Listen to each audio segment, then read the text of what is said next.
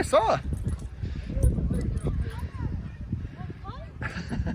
So we've been doing some behavior adjustment training here with Boba. Boba is a great dog.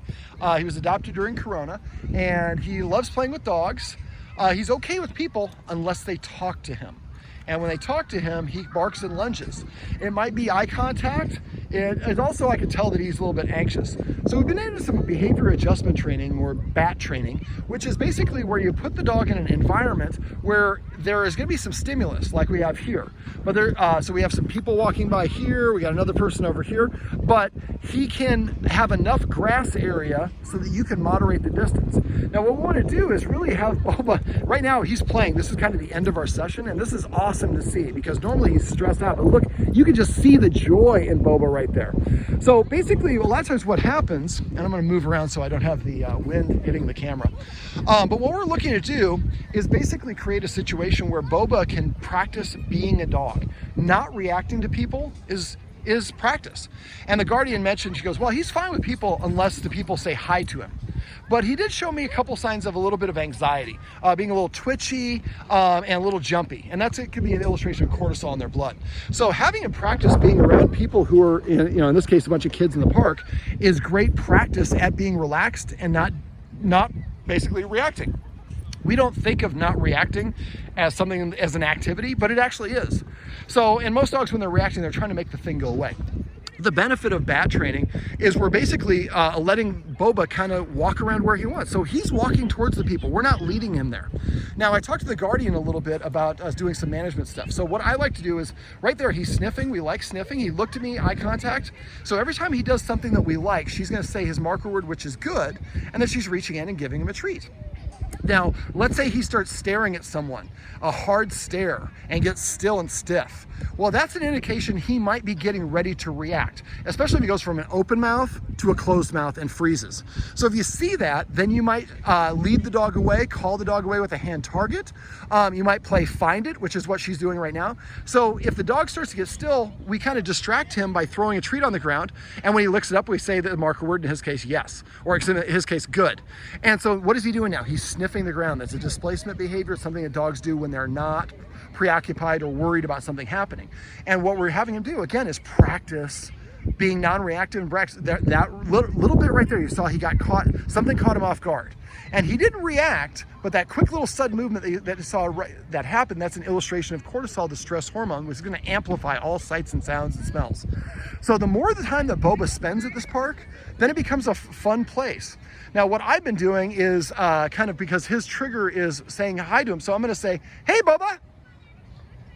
And then she's going to say the marker word and give him a treat. Now, you couldn't see what I was doing. When I did it, when he looked at me, I looked away. So I'm going to try to do it this time without looking away. Hey, Boba.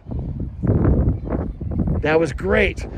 So it might be eye contact dominance. It might be something else with him. And we don't know. Somebody might have said, hey, Boba, and then smacked him in his previous home, or something negative. What doesn't really matter why. All we want to do is just create positives. So for him, what I did, since this is really good for his guardian, we found a shrub where he was on the other side of the shrubbery, and I was saying, hey, Boba. And so he could see me, but I was far enough away right there. And see, he's got his open mouth. He's staring at me, but he's got an open mouth. That's wonderful, nice and relaxed. Now, if he stared at me and he closed his mouth, that's when the guardian might touch his nose and treats and drop a couple on the ground and do a find it. She might just pop a treat in his mouth. Remember, you can't reinforce emotion. So if a dog's barking and lunging, there's nothing wrong with giving him treats if they'll take them. And this gives her the ability to moderate how much distance between Boba and the person. There you go. So he saw this guy over here, and so she's using a positive eruptor, and she's trying to call him away. Now there, you could pull a little bit. We prefer not to pull, but there, and that's a great find it. Now do another find it and throw the treat away from the gentleman. Next time throw it out in front of you. There you go. And make sure you don't throw it unless he's looking. And tap on the ground where it is.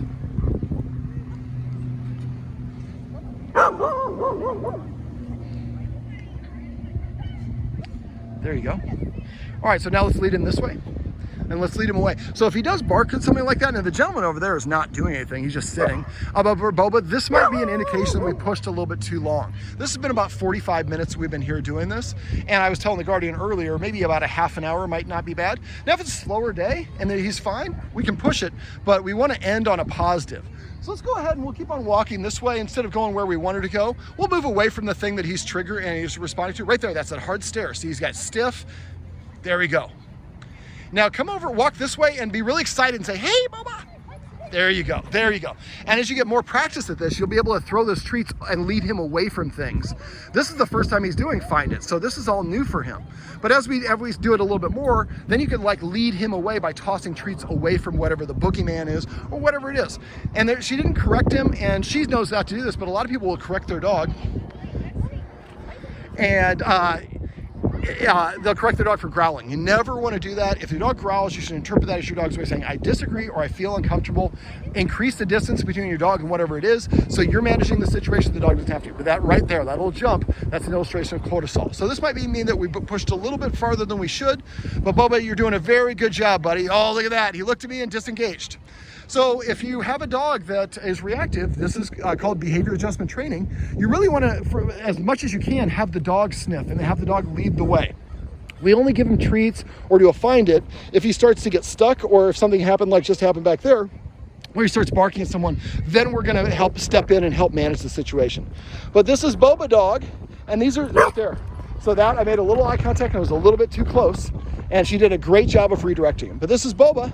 This is how you can do a little behavior adjustment training.